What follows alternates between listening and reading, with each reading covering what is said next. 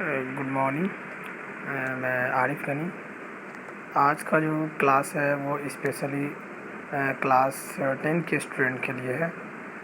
آپ جب کلاس 10 میں آؤ گے، جب آپ کے پاس بک ہوں گے تو شاید آپ دیکھو گے اس میں جو پہلا سبق ہے، یعنی پہلا جو لیسن ہے، اس کی شروعات ایک حمد سے ہوئی ہے، جس کو اسماعیل میرٹھی نے لکھا ہے.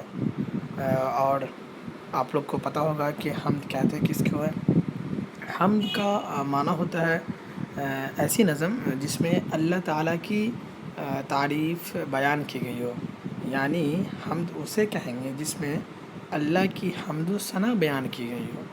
تو اسی کے مطابقت سے آپ کی جو آپ کے بک کی پہلا جو لیسن ہے وہ حمد سے ہی اس کی شروعات ہوئی ہے، جس کو اسماعیل میرٹھی نے لکھا ہے، یعنی جن کی مصنف اسماعیل میرٹھی ہے.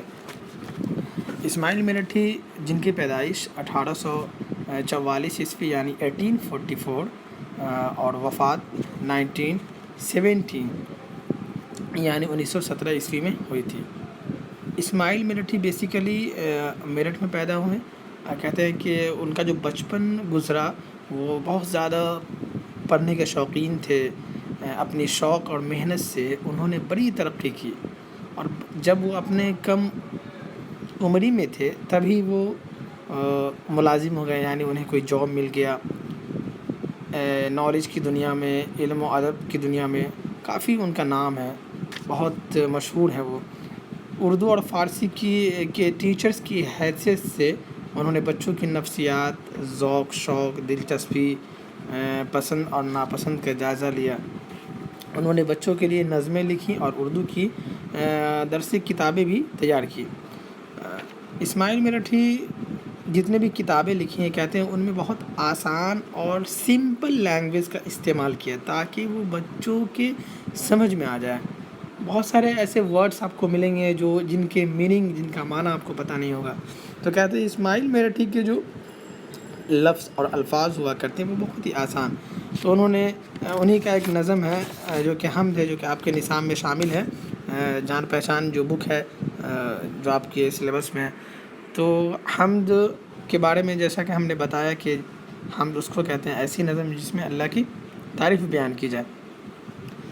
تو یہ جو حمد ہے اس کے جو مصرعے ہیں: تعریف اس خدا کی جس نے جہاں بنایا، کیسی زمیں بنائی کیا آسماں بنایا، مٹی سے بیل بوٹے کیا خوشنما اگائے، پہنا کے سبز خلق ان کو جواں بنایا، سورج سے ہم نے پائی گرمی بھی روشنی بھی، کیا خوب چشمہ تو نے اے مہرباں بنایا.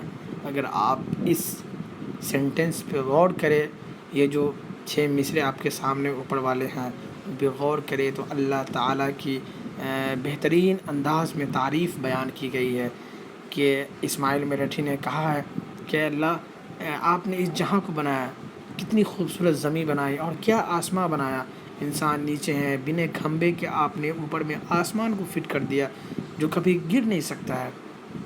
پھر کہتے ہیں مٹی سے بیل بوٹے، آپ نے مٹی سے پھل اور پھول پیدا کر دیے. کیا خوشنما، کیا خوبصورت دکھنے میں لگتا ہے. وہ پھول، وہ پودے جب مٹی سے نکلتی ہے بہت ہی خوبصورت نظر آتی ہے، بہت خوشنما لگتا ہے. اس کے جو منظر ہوتے ہیں بہت ہی بہترین ہوتے ہیں. پہنا کے سبز خلق ان کو جواں بنایا، اور ان پہ ہریالی ڈال کر ان کو اور زیادہ ہی خوبصورت بنا دیا. سورج سے ہم نے پائی گرمی بھی روشنی بھی، یعنی انسان سورج سے گرمی اور روشنی بھی پاتے ہیں. کیا خوب چشمہ تو نے اے مہرباں بنایا، یہ پیاری پیاری چڑیاں پھرتی ہیں جو چہکتی، قدرت نے تیری ان کو تسبیح خواں بنایا. رحمت سے تیری کیا کیا ہے نعمتیں میسر، نعمتوں کا تجھ کو ہے قدر ادا بنایا. ہر چیز سے ہے تیری رحمت سے تیری کیا کیا ہے نعمتیں میسر، ان نعمتوں کا تجھ کو ہے قدر داں بنایا. ہر چیز سے ہے تیری کاریگری ٹپکتی، یہ کار خانہ تو نے کب رائے گاں بنایا. آپ اگر ان مصروں پہ غور کرو تو شاید آپ کو اللہ تعالیٰ کی عظمت اور اس کی پاکیزگی کا پتہ چلے گا کہ اللہ تبارک و تعالیٰ نے کس طرح دنیا کو خوبصورت بنایا، کیسے اللہ تعالیٰ نے اس دنیا کے اندر زمینوں پہ بہترین بڑے بڑے پہاڑ پیدا کر دیے، کیسے اللہ تعالیٰ نے اس دنیا میں مخلوق طرح طرح کی مخلوقیں پیدا کر دی۔ آپ نے قرآن مجید میں فرمایا کہ وما خلقت الجن والانس الا لیعبدون، وما خلقت الجن والانس الا لیعبدون، کہ ہم نے جنوں اور انسانوں کو صرف اور صرف اپنی عبادت کے لیے پیدا کیا۔ تو انسان جو ایک ایسی مخلوق ہے جس کو صرف اور صرف اللہ نے اپنی عبادت کے لیے پیدا کیا، لیکن شاید ہم اللہ کی نعمتوں اور رحمت کا ہمیشہ امید لگائے بیٹھے ہیں۔ اپنی بات ہم اللہ سے، دنیا کے ہر ایک چیز پہ اگر آپ غور کریں گے تو آپ کو لگے گا کہ اس کے پیچھے کسی نہ کسی کی کاریگری ہے، یوں ہی ایسے ہی نہیں بن بیٹھا یہ سب۔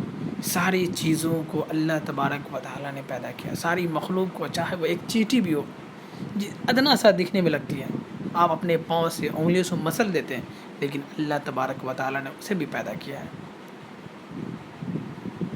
ہر چیز سے ہے تیری کاریگری ٹپکتی، یہ کارخانہ تو نے کب بنائے گا بنایا۔ اسماعیل میرٹھی اللہ تبارک و تعالیٰ کی پاکیزگی بیان کرتے ہوئے کہہ رہے ہیں کہ ہر چیز میں تیری پاکیزگی اور تیری کاریگری نظر آتی ہے، آپ نے اس دنیا کو یوں ہی رائے گا نہیں بنایا۔ خلاصہ کلام اگر بات کرے اس نظم کی تو کل ملا کر کے بات یہ ہوئی کہ شاعر اس نظم میں کہنا چاہتا ہے کہ میں اس خدا کی تعریف کرتا ہوں جس نے یہ زمین اور آسمان بنائے، مٹی سے پھل پھول پیدا کیے، ہمیں سورج کی حرارت سے گرمی اور روشنی دی۔ وہی ایک آسمان ہے جس سے اللہ تبارک و تعالیٰ کیا کرتے ہیں، دھوپ دیتے ہیں۔ وہی ایک آسمان ہے جس سے اللہ تبارک و تعالیٰ پانیاں بھی برساتے ہیں۔ تو ذرا سوچئے، ایک ہی چیز سے دو چیز ہوتی ہے۔ اللہ کے تبارک و تعالیٰ کے علاوہ کسی کے اندر یہ طاقت اور اہلیت نہیں ہے کہ وہ ایسا کر سکے۔ اس نظم کا جو مرکزی خیال ہے اس پہ اگر غور کرے تو آپ کو پتہ چلے گا، یعنی مرکزی خیال کا مطلب ہوتا ہے کوئی بھی پویم کا مین تھیم کیا ہے، آپ کیا سمجھے اس نظم کو پڑھ کے۔ تو اس نظم کا جو مرکزی خیال ہے وہ یہ ہے کہ خدا تعالیٰ نے انسان کو بہت سی نعمتیں عطا کی ہیں، زمین، آسمان، پھل پھول، پودے، ندیاں، پرندے، بے شمار چیزیں پیدا کی ہیں۔ ہمیں ان چیزوں کی قدر کرنی چاہیے اور اس رحمت اور اس کرم کا شکریہ ادا کرنا چاہیے۔ ہر چیز سے اس کی رحمت، عظمت، حکمت اور کاریگری کا اظہار ہوتا ہے۔ ہمیں ان تمام مہربانیوں کے لیے اللہ تبارک و تعالیٰ کا شکر گزار ہونا چاہیے۔ انسان ہمیشہ ناشکر گزاری کرتا ہے، ہمیشہ ناشکرہ ہوتا ہے۔ اللہ تبارک و تعالیٰ تو اپنی دامن کو پھیلائے ہوئے ہیں۔ اللہ کہتے ہیں تم مانگو میں تمہیں دینے کے لیے تیار ہوں، لیکن ہم ایک ایسے مخلوق ہیں جو کبھی بھی اللہ کی نعمت پہ شکریہ ادا نہیں کرتے، بلکہ ہمیشہ غمگین رہتے ہیں، ناخوش رہتے ہیں، ہمیشہ پریشان رہتے ہیں۔ اس کی صرف ایک وجہ ہے کہ اگر آج بھی آپ لوگ اللہ تبارک و تعالیٰ سے رحمت کی امید لگائیں تو ضرور اللہ تبارک و تعالیٰ آپ کو واپس نہیں کریں گے، بلکہ وہ کچھ نہ کچھ دیں گے آپ کو۔